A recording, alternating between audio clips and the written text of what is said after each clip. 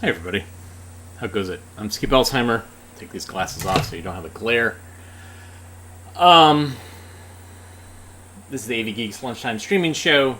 Look what I got in the mail today. Look what somebody made. Yeah, it's pretty awesome. I'll have a link to where you can get your own. In the meantime, we haven't played this song in a while, so let's go ahead and just knock out the day with this. Start off our 3-day weekend with this. I can check that gear in a minute, so don't touch anything, okay?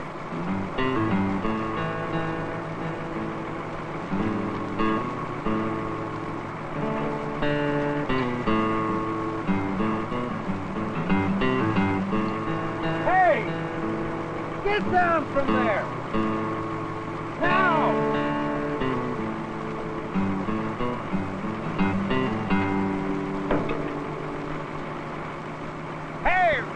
Turn it over! What if it bumped that control by accident? You'd be mincemeat by now. What have I told you? You don't work on equipment when the engine's running. Well, I told him not to touch anything. All right, I guess I wasn't thinking. You weren't thinking? You mean you'll work on engines and machinery and not think of your own personal safety? Here. Shake hands with danger.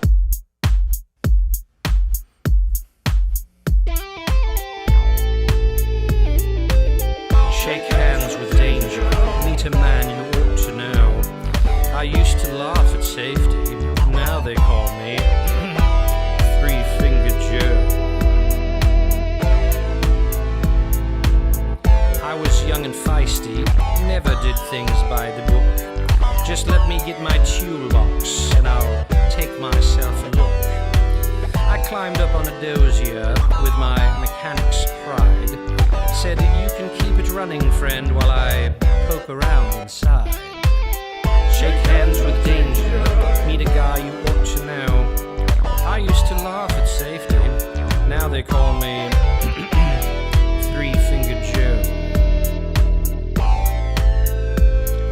Although I learned a lesson, I forgot it soon enough.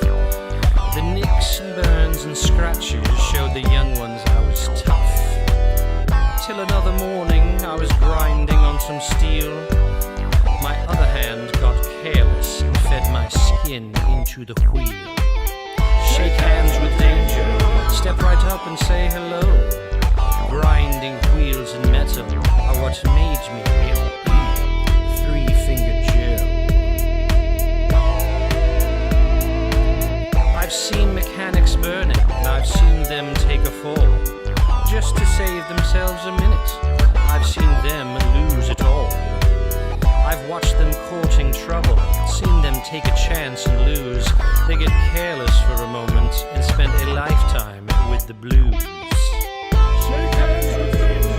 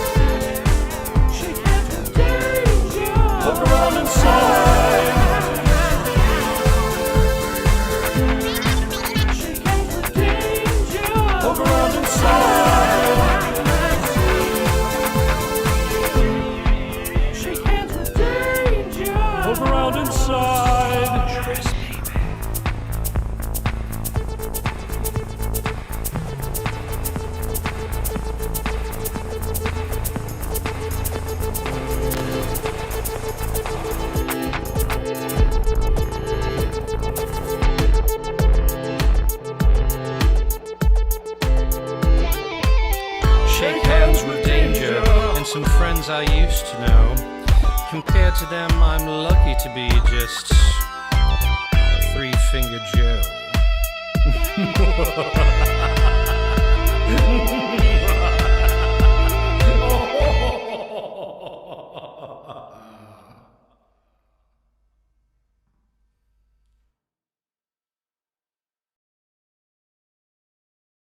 So, yeah.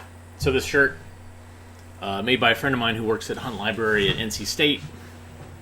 I mean, he just took the logo from a screenshot and uploaded it and then made it. So, but he's the first one that did it, so kudos to him. I put a link in the comments if you were interested in purchasing one. Yeah, they feel pretty good, and I'm not sure what the process is. I don't think it feels like screen printed, but I'm not 100% sure. I used to screen print back in the day, so all this new technology, man.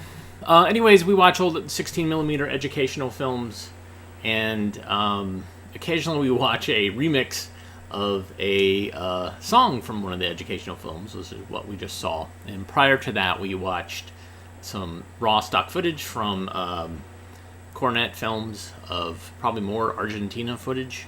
Because we got a bunch of that. I think somebody went down there and shot a bunch of footage. And so they're like, well, we're down here, so let's shoot as much as we can. This next film is fascinating. This is part of a bunch of films that are all about PE for young kids, physical education. And they don't deal with the specifics of sports, but they deal with the specifics of movement and body awareness. And it made me realize, like, oh yeah, like all those things that we did as kids, it was all about us activating our arms, our legs, our limbs, being aware of where our body is and how we manipulate it, and teaching us coordination. And so when we did the hokey pokey, it was a lot of fun, but it really was about coordinating our bodies in some way. And when we did the parachute, again, it was all these tricks to get us to do these things. And so I have a couple of films that kind of deal with this in really interesting ways. This one, and they all have really strange titles. This one is Time and Space Awareness. Enjoy.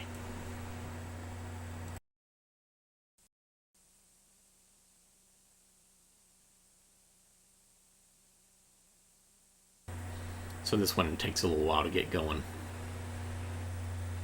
And I think it has a long leader too, so you're getting your money's worth on this one.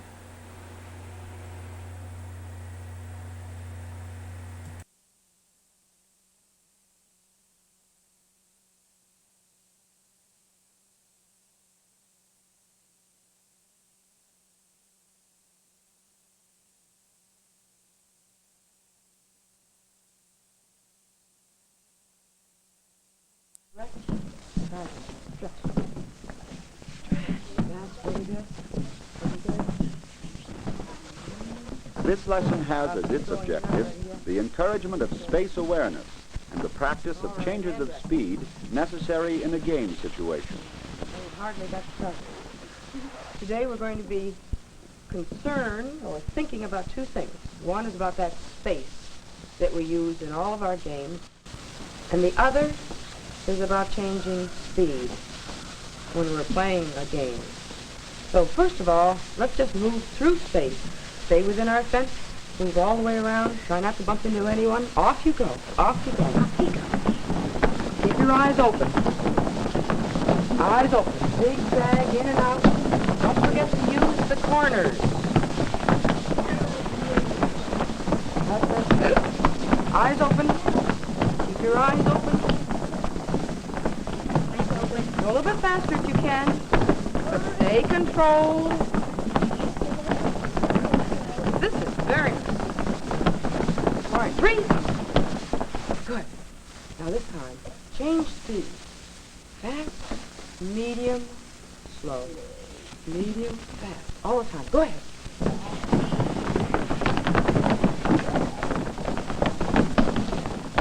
Don't forget the middle space. When you go fast, really go fast.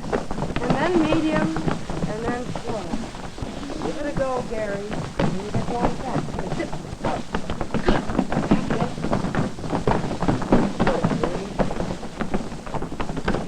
Keep trying. Keep trying. Keep your eyes open. We're having some collision. All right, just fast this time. Just fast. Go, go, go, go, go, go, go, go, go, go. Freeze. And collapse. That's it. All right, that was very good that time. I saw fewer collisions this time than I've seen in a long time. Let's see if you can do it in a different way. Scott, up you go and run all over this place, all over the spaces here without touching anybody. Now go fast. Okay, Greg, off you go. Jerry, off you go. Okay. Concepts of space awareness and energy conservation through changing speeds are explored and refined by each individual before these elements are used in a game situation. Off you go. Jerry, over there, run.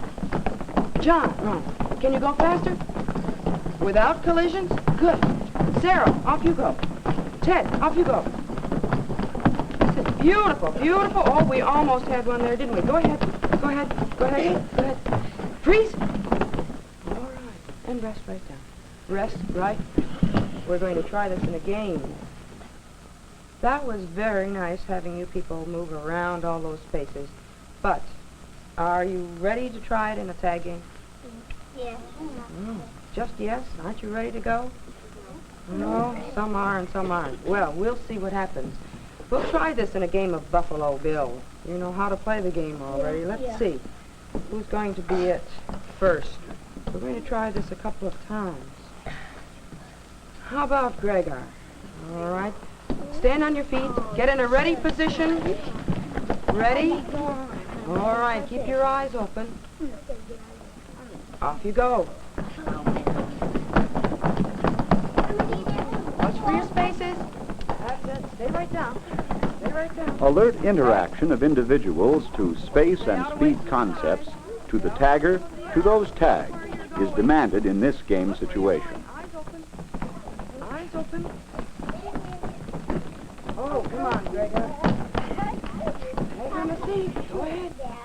Go ahead. Eyes open. Steve, are you looking through space? Looking for spaces. 5, 4, 3, 2, 1, and rest. All right. All but 5 were caught. That's very good. Get your breath. Slow, easy. Easy, easy, easy. Let's try this one more time. I was disappointed in the spaces. Remember, we're thinking about changing speed, but we're also thinking about going through spaces. So this time, try it one more time and think. Let's see. How many were not caught? Do you have enough energy, Sally, to be it?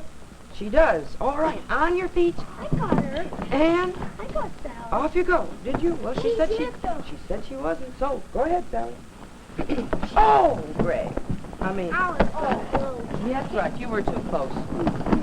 Oh, Marie, you try to get out of the way. Eyes open now, Leslie. Look where you're going. Come on there, Sally. See if you can't get me. Eyes open. Good dodge, Brad. Thank you. Where are you, Sally? Get on the seat. Good. All right. You were just strolling and strolling. Oh, get him, Sally. All right. 5, 4, 3, 2, 1. And rest. All right. Good. Would you just move slowly to the space around Scott? Some of you are already there. Slowly. Slowly. Easily. Easily. In a space, Bob. You kind of closed up the spaces there. In a space. That's it. All right. Now, instead of locking them up, let me ask a question. How many really did look for spaces this second game? Really? Now, really? All right, how did you do it then? How did you do it? Do you know, John? Speak up louder. How did you do it? Well, I was watching where she was, then I'd look back and see where some spaces were, in these other spots, and Then you'd go to them. Yeah. Right. All right. So he'd kind of keep his eyes open all the time. Did you change speed at all?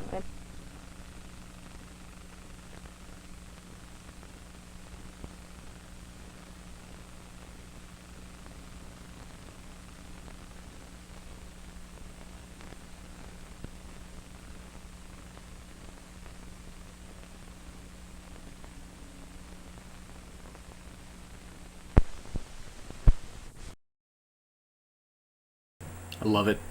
There's other ones that I have that have kids in like bags, like big bags that they're kind of like pressing out on, and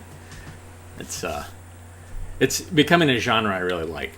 And you know, certainly people will call it little kid raves, because they do seem like they're at a rave. If you're playing some music, some techno music, then would look even more like a rave.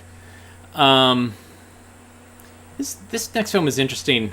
I didn't watch it for a long time because it was Ladybird story, but it's not exactly what I thought it was going to be. So this is why we collect films, and we sometimes watch films that the title is like, yeah, I don't think this is interesting, but for me this actually turned out to be a lot more interesting than I thought. Here's Ladybird story.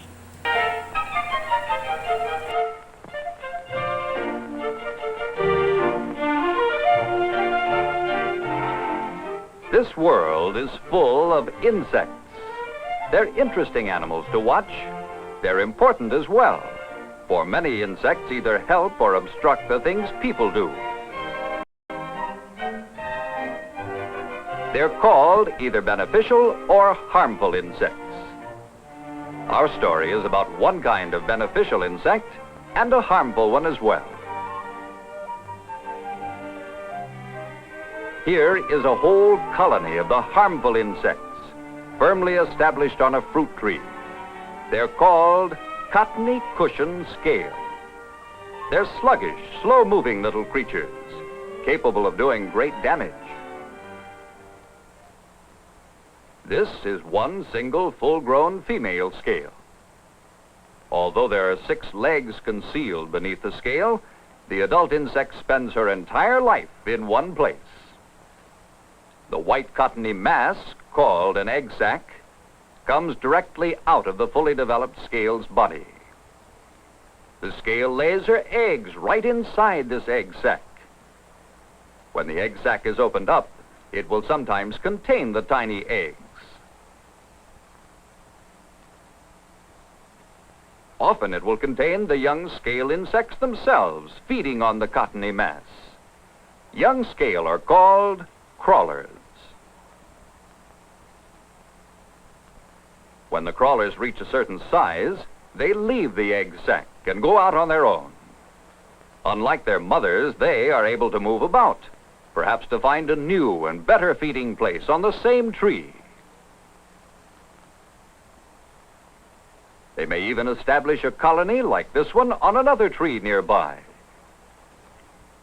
The cottony cushion scale is a harmful insect because of what it eats. A piercing mouth sinks right in and sucks out the plant juices. You can always find masses of sticky substance in a colony of cottony cushion scale. This is mostly the tree sap that the scale sucks from the tree and passes through its body. This scale attacks many fruit-bearing trees. Trees that give us apples, peaches, walnuts, and citrus fruits like oranges, lemons, and grapefruit, just to mention a few of the harmful insect's victims. The scale was first noticed in the United States in 1872. Let's turn back the clock to those days and see how this little insect nearly ruined a large industry. Shortly after the scale was first noticed, the effects became alarmingly apparent in the citrus groves in parts of California. The fruit of heavily infested trees was of little value. Many of the trees died completely, but not the scale insects that caused their deaths. Within a very few years, many people were forced to leave their groves. Indeed, the citrus industry was facing ruin. During this time, a certain Albert Keebly and others studied the scale.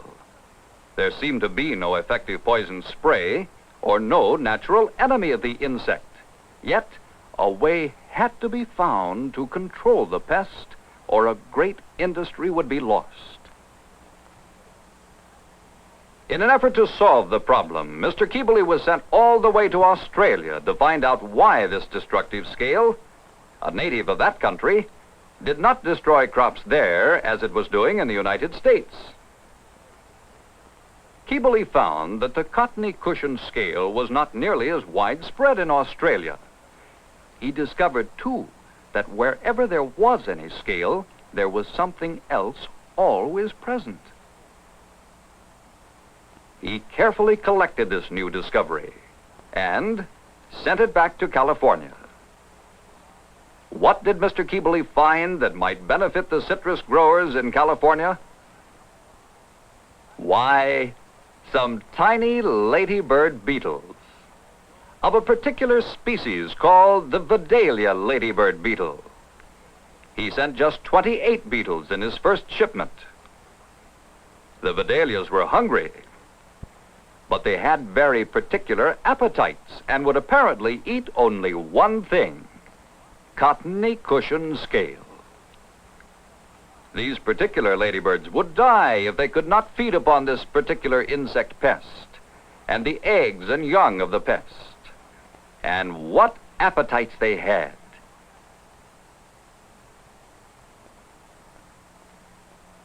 There still remained, however, one important question. Would these little beetles survive and multiply in a new land? The beetles were released in heavily infested areas where they could be carefully watched and studied. Soon it was noticed that the beetles began to lay eggs. But they didn't lay them just anywhere.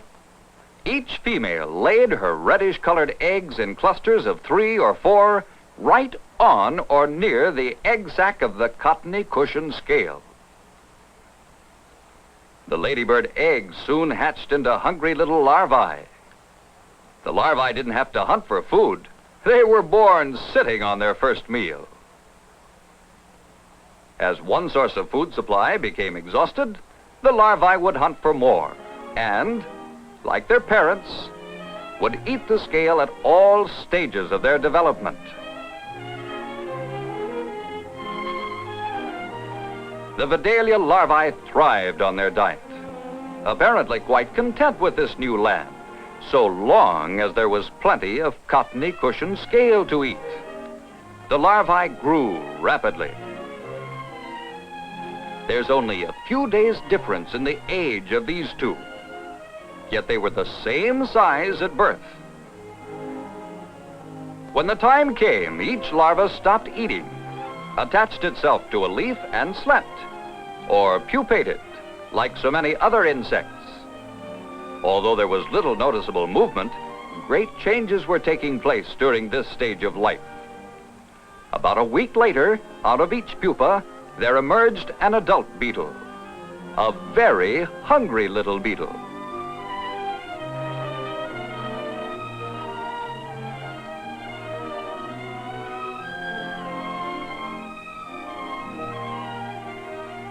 The cycle of life was thus repeated again and again, thousands of times over, until, within just 2 short years, the cottony cushion scale was under control. The groves turned green again, the fruit rich and juicy. And what happened to the Vidalias? They thrived and spread throughout the citrus lands. And isn't it amazing that only 514 beetles were sent over from Australia? The Vidalia's entire life, from egg through adult, averages only about 2 months.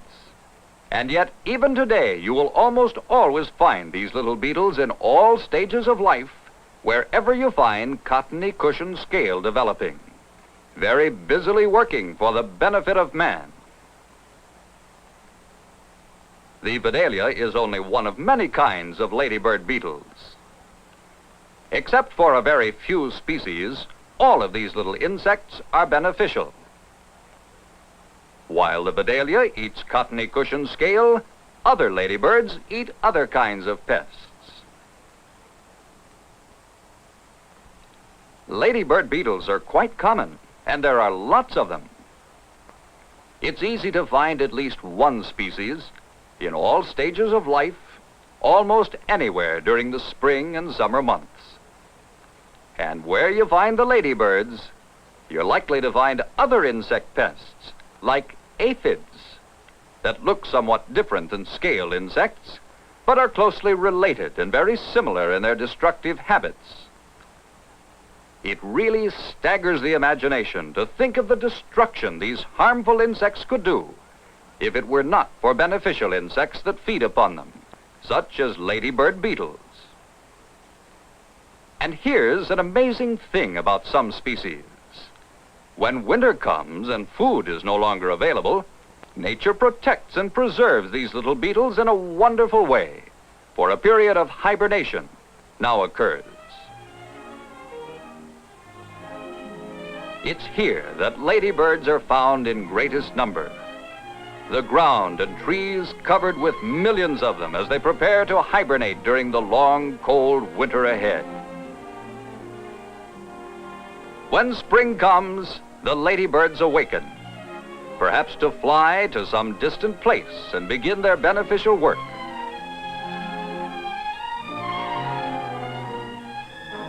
The Vidalias will be working for the benefit of everyone in the citrus groves and fruit orchards, just as ladybirds will certainly be working for you, right in your own backyard.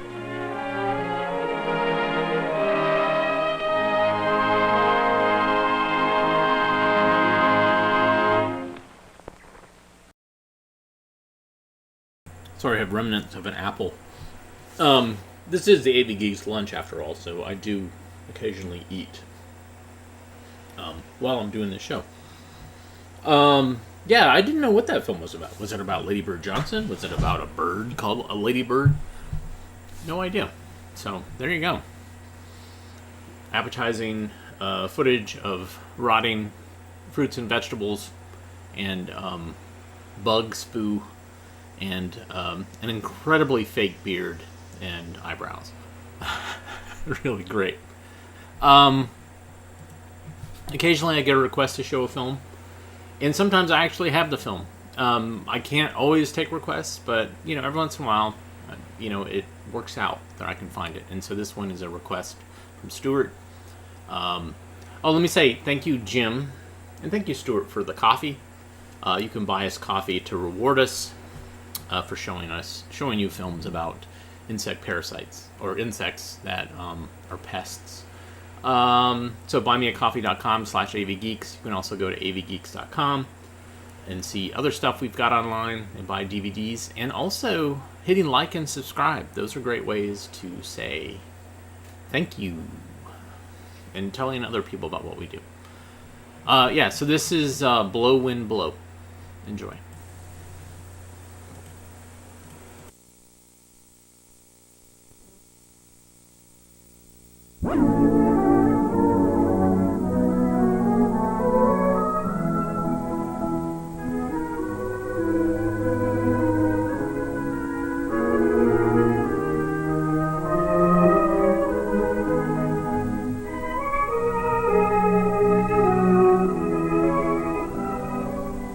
This is a story my friend Johnny told me about a day he spent out in the country. It was a quiet day, everything was calm and still. There was hardly a ripple on the pond. Not a thing was stirring in the fields.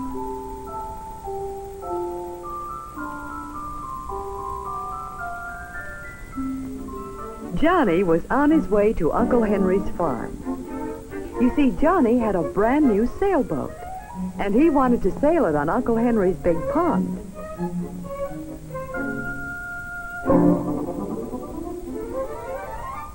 But Johnny began to wonder, was there enough wind to sail his boat? He could see the clouds moving.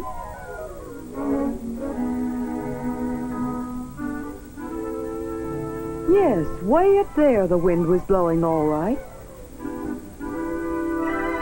But down here, how still and quiet everything was.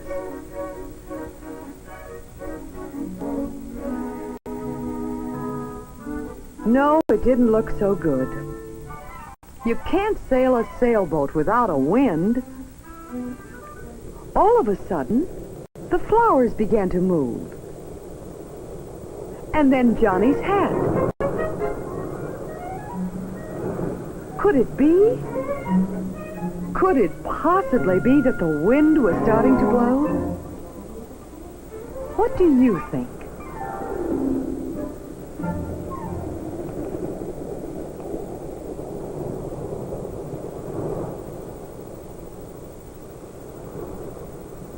How can you tell when the wind is blowing? You can't see the wind, but you can see the trees moving.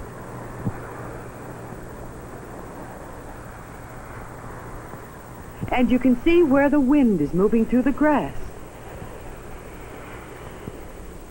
And you can see flowers dancing in the wind.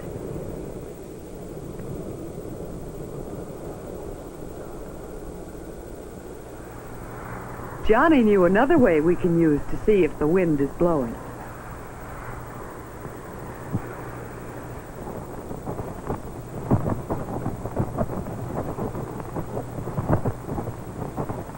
Well, thought Johnny, you can't see the wind, but you can see the things it moves, just as the little poem says. Who has seen the wind? Neither I nor you. But when the leaves hang trembling, the wind is passing through.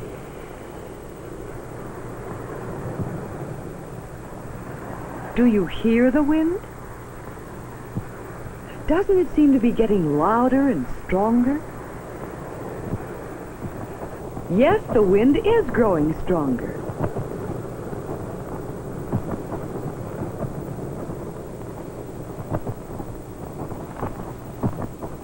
What fun it is when the wind blows. Then Johnny saw another way to have fun in the wind. Fun with milkweed.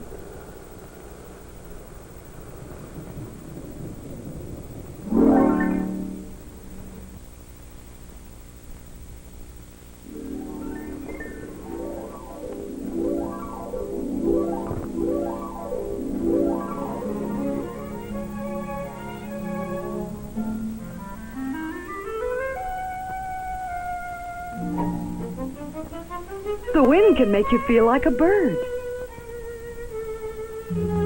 There's a poem that tells about that. Take my hand and let us run with the wind out in the sun. We're so happy we could fly if the wind would blow us high.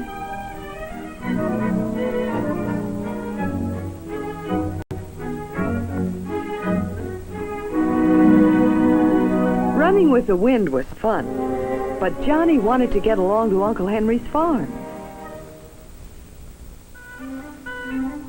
This was going to be a good day for sailing his boat.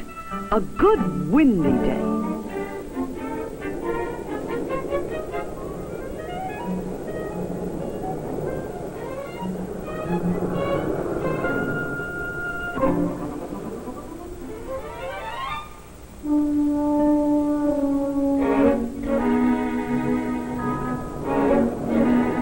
Now what does Johnny see? He wants to get a closer look.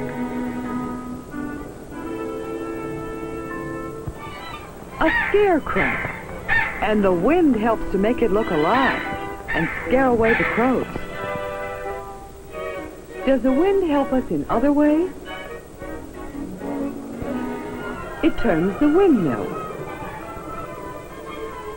Do you know what a windmill does?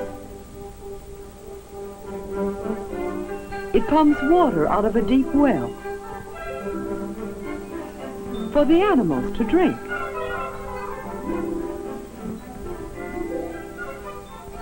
The wind helps to dry the washing.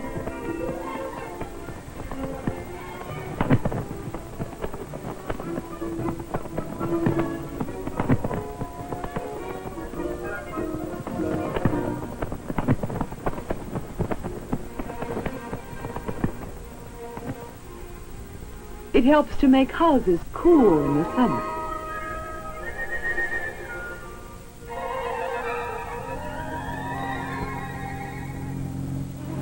It helps airplanes to fly.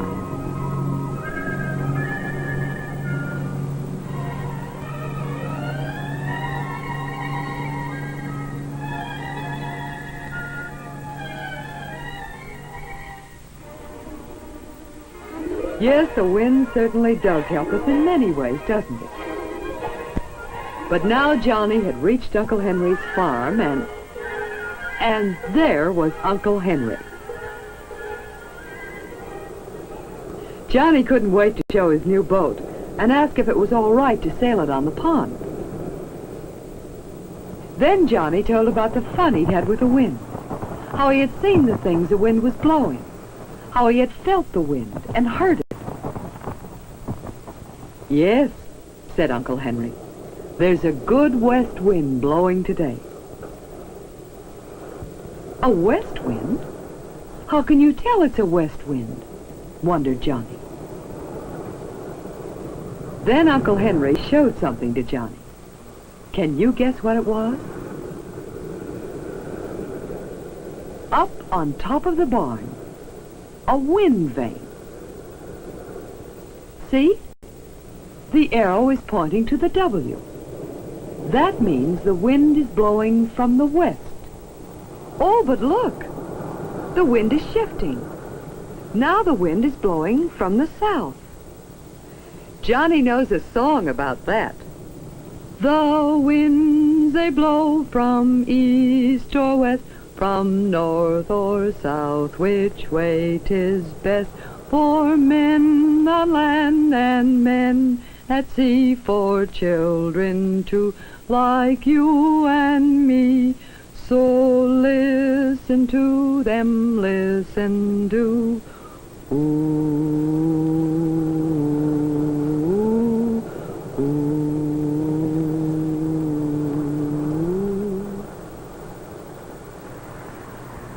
The wind that was blowing was a warm wind, so Johnny didn't need his jacket anymore. Uncle Henry told him to be sure and stay at the shallow end of the pond, where he could keep an eye on him. As Johnny hurried onto the pond, he thought about the wind, how it makes things move.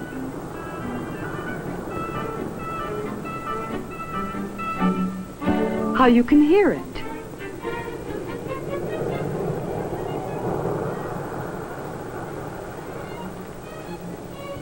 How it helps us in many ways. How you can feel it. And how it comes from different directions. West, south, north, or east. And that's the story my friend Johnny told me. The story of his wonderful day with the wind.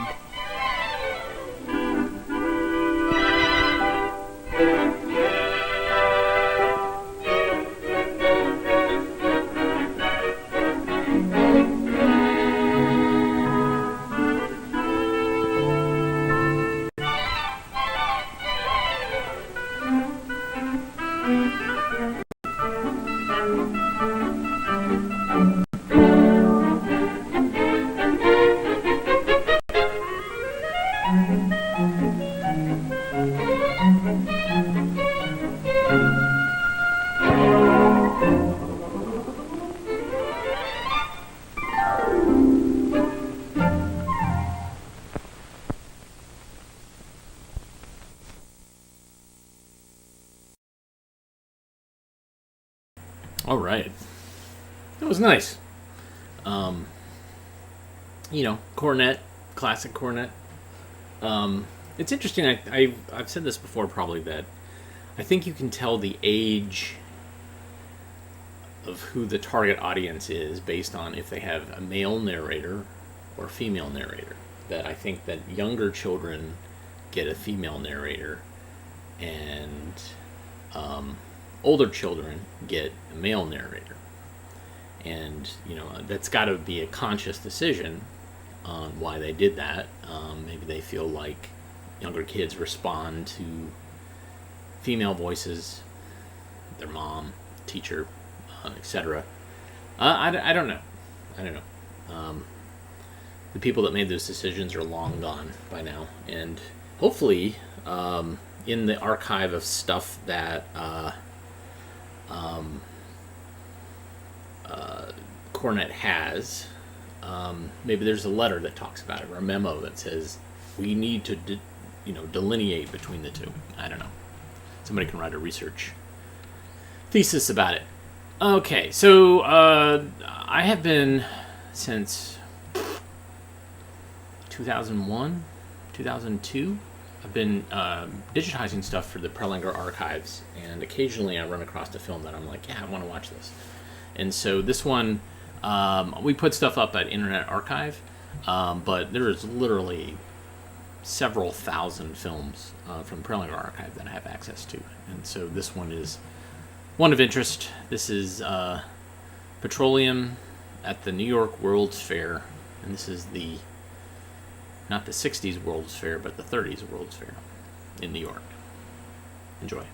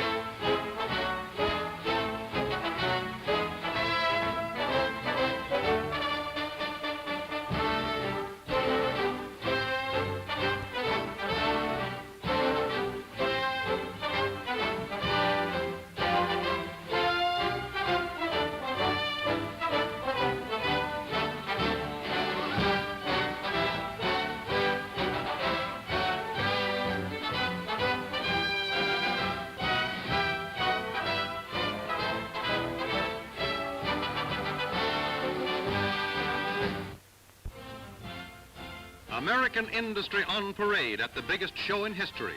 A $150 million show that played for 2 summers to an audience of millions of people from all parts of the country.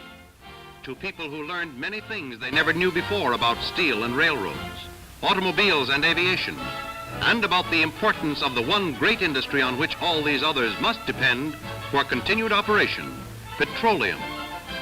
Here were gathered exhibits representative of the entire industry, no one company being featured in any way. Exhibits so designed and presented with such dramatic and novel effect that the visitor might trace the development of this great industry from the discovery of the first oil well to the varied and complex uses of oil today, and how it affects all of us in our daily lives.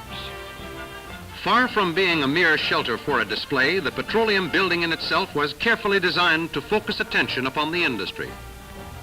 The great triangular structure resting upon 4 huge petroleum tanks was a streamlined modernization of a cooling tower. The walls rose 80 feet above the ground, each side measuring 200 feet, and the concave wall design included effective night lighting so as to keep the brilliant blue color equally attractive both night and day. The observation roof afforded a superior vantage point from which to view the fairgrounds. A modern, well-equipped restaurant, deep, comfortable lounges and chairs, and tables conveniently placed provided rest and relaxation for visitors. While on all three sides, the movement, color, and life of the fair's vast panorama lay before the visitor's eyes, and one could linger and view the dazzling sights at leisure. The strange modernistic buildings, forward in design and bold in color, housing the wonders of industry, science, art, education, commerce, and communications. The courts, fountains, and colorful displays of flowers and shrubs. The flags, the music, the endless stream of people, a sight to challenge the mind and stimulate the imagination. A modern miracle come to life on what was once a barren flatland.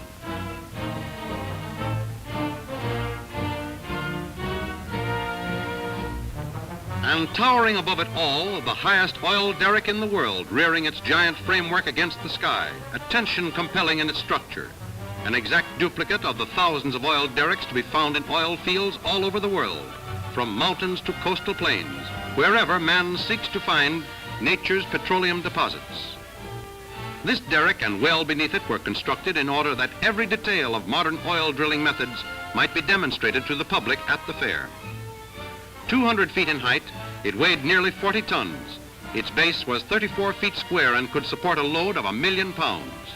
The well beneath it, 440 feet deep, was bottomed in solid granite, cased off with a steel pipe and cemented from top to bottom. While from the crown, Old Glory kept proud watch. A sign directed visitors to the derrick exhibit and the demonstration shows, which were put on many times a day, giving thousands who had never seen an oil well some idea of the great labor and cost involved in the production of oil, and depicting the work of the men who bring up petroleum from the depths of the earth.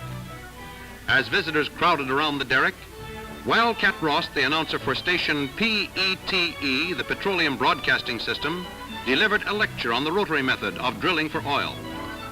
The equipment was described in every detail of the operation. The derrick man, his working position on this derrick was 110 feet above the derrick floor.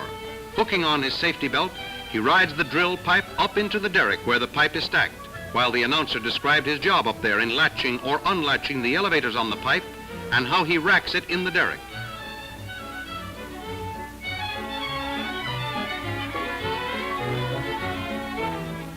Each member of the drilling crew, as well as the announcer, was recruited from major oil fields in Texas or Oklahoma. Experienced oil men who, by their teamwork, their expert handling of this equipment, gave the audience a realistic view of actual operations.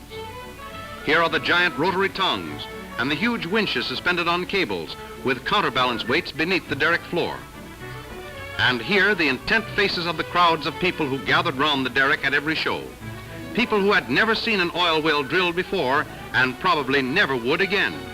Their deep and absorbed interest is indicative of the fact that this was a never-to-be-forgotten experience, which gave thousands of people a new concept of the actual production of oil.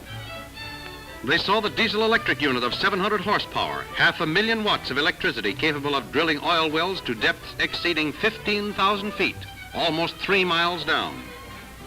The man at the controls, who is the head driller, boss of the job at all times, and the success or failure of the oil well depended on his experience and judgment. Yes, the crowds followed every step of the procedure. People from all walks of life drawn here from all over the land. People learning about petroleum.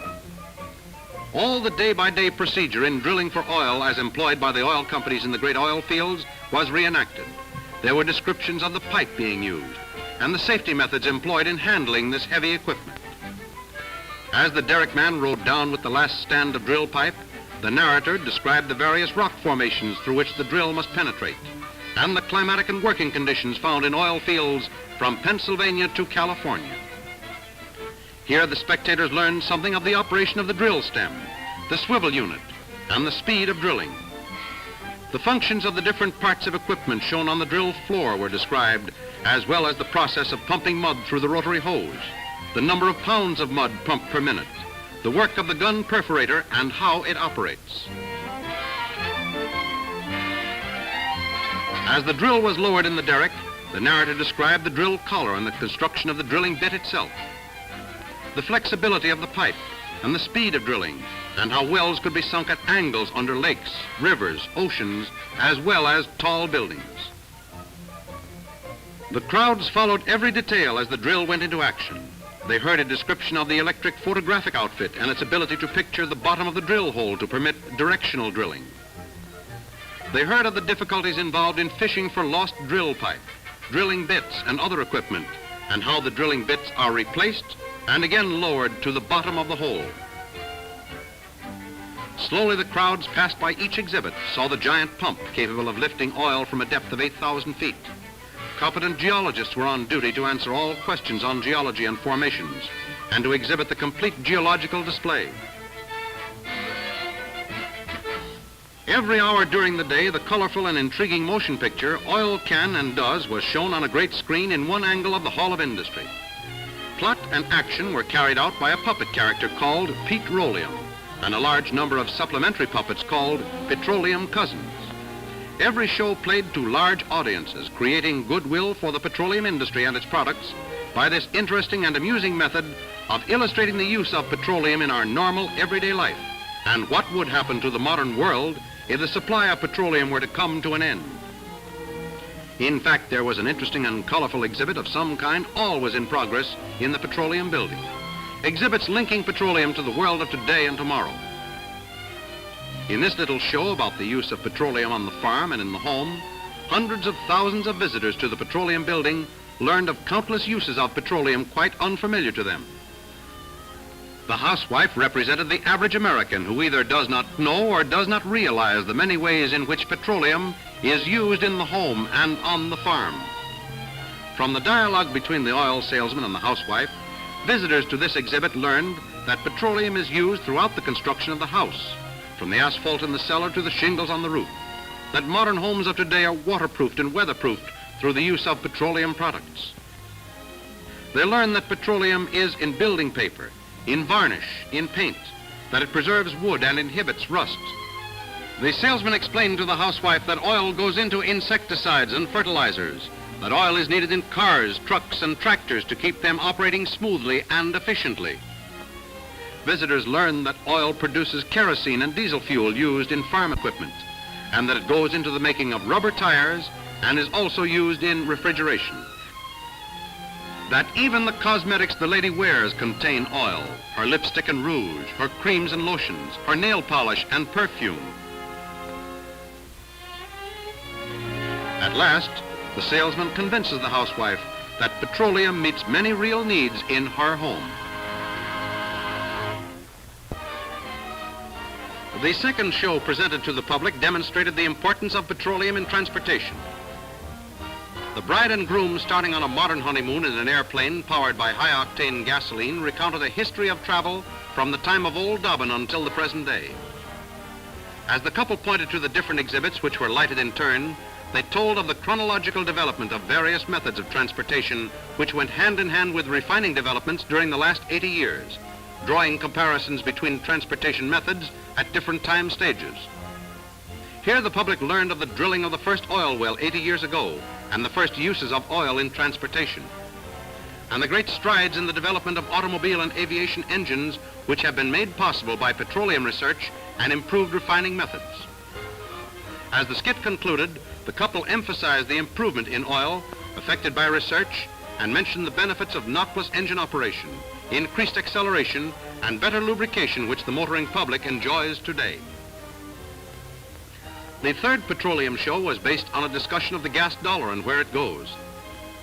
The attendant explained to his customer how every penny of the dollar she pays for gasoline is spent. Here the public learned of the many and varied taxes which the oil industry pays, taxes totaling 25 cents of every gas dollar.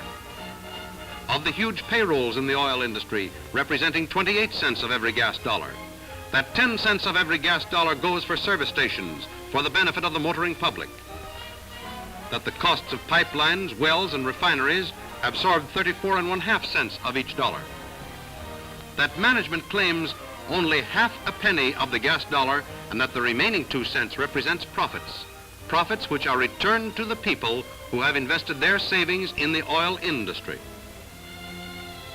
One of the most unusual and convincing displays was that of petroleum in industry. The mechanic and his son, conversing in the machine shop, discussed and emphasized the many uses of oil in keeping the machinery of industry well oiled and running smoothly. Grinders, shapers, lathes, drill press, and an airplane motor were prominently displayed, and visitors learned about the many uses of oil beside that of lubrication of machinery. They learned about oil and water mixtures used for cooling, mixtures achieved by chemical research, which make it possible to cool and lubricate work simultaneously. They learned of the uses of oil in hydraulic pressure and the accuracy necessary in internal grinders used for airplane engines, which must be accurate to within a 25,000th of an inch. They learned that oil pumped under pressure assures smooth action and accuracy in this delicate operation. They learned of the special importance of lubricants for the superchargers, which spin in airplane motors 30,000 times per minute. The work of the world powered and cushioned by oil. All the little-known facts about oils for industrial lubrication were presented in this exhibit. The only team of oxen at the New York World's Fair, drawing an old-fashioned wagon, illustrated transportation in bygone days. As the wagon makes its slow, laborious way along the road, a vivid contrast could be drawn between it and the transportation methods of today. We see the huge creaking wheels lubricated with the first crude forms of grease, and could compare these with our modern lubricating equipment. Water wheels and windmills portrayed primitive methods of developing power prior to the 19th century. Accustomed as we are to modern high-speed machines, it is difficult to imagine that this huge water wheel was once an important source of power. On this beautiful relief map, the public saw natural gas lines, crude oil lines, pumping stations, refineries, and derricks light up as a commentator traced the history of oil in our country from the time of Colonel Drake at Titusville, Pennsylvania in 1859 to the present time. It was pointed out that each of the 900 little green derricks on the map represented an entire oil field, not just one well, and that each field thus designated has hundreds of wells. Depth of wells and the total amount of crude oil produced in the United States and other information of interest was supplied by a scroll at the rear of the map, which was synchronized with the operation of the lights on the map. The public was able to study the network of 280,000 miles of underground pipelines, which transport the crude oil safely from the fields to the refineries, and from the refineries to different points of distribution and consumption. They learned of the movement of oil not only by pipeline, but by tank cars, ocean tankers, and barges, and that 1/3 of all the freight tonnage handled in the United States today is composed of or related to petroleum products. As the map darkened and the lights representing derricks, oil fields, pipelines, and refineries were shown in vivid colors, the visitors were able to get a comprehensive idea of the enormous extent of petroleum production, transportation, and distribution. A $14 billion industry which has helped make the American standard of living the highest in the world.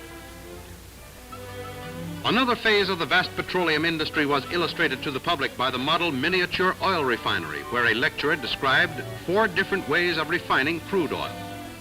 Here in front of the chart showing refining methods of technical research, the public learned of the ceaseless research which has resulted in countless new petroleum products for the world of today and tomorrow.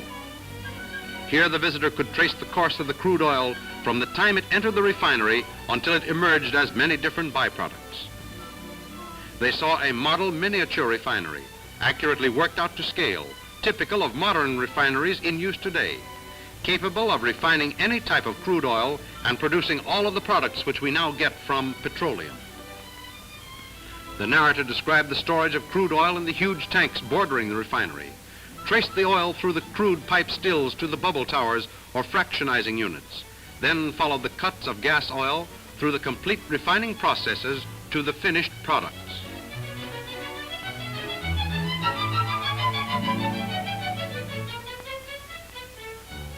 The wall charts also demonstrated clearly to fair visitors a few of the many intricate and scientific processes by which petroleum is refined. The cracking process illustrated the method by which refiners obtained a higher gasoline content from their crude base stock, as high as 60% content from the proper stock. Visitors learned about the work of the absorption units, whose trays filled with absorption oil absorbs the heavy structures of gas present. Each step in the process of polymerization, dewaxing and purifying, was graphically and simply illustrated and explained in a manner comprehensive to all. And as night falls and the sky bursts into light and color, we see the petroleum buildings set like a great blue jewel in the night, reflected in the waters of the lake surrounding the perisphere. While from the roof, there is spread before us the spectacular display of water, light, flame, and color, the thrilling pageant of the greatest spectacle of our time.